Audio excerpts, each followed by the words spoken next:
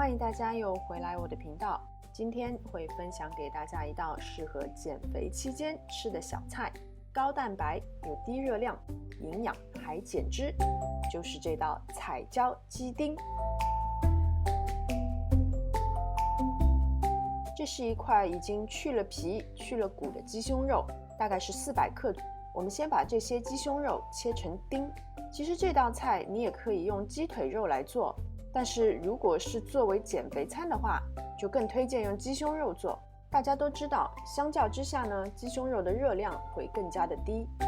切完以后，就加入屏幕上方所打出的那些调味料，混合抓匀以后，腌制至少2个小时。调味料你可以根据自己的喜好进行更改，比如你喜欢吃辣，也可以额外再添加一些辣椒粉进去。这里是3种颜色的灯笼椒，但是我们不需要用这么多，每一种颜色我们大概只需要用到1/3。把它们切成跟鸡丁差不多大小的块状。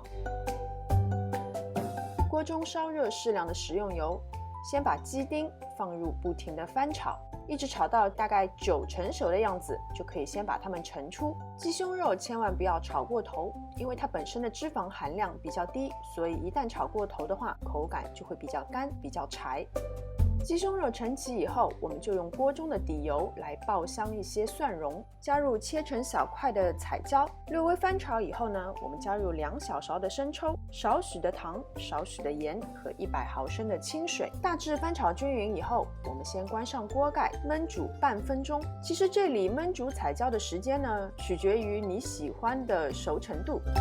接着就倒入刚刚已经炒至9成熟的鸡丁，翻炒均匀，并且将汁水大致上收干，就可以出锅了。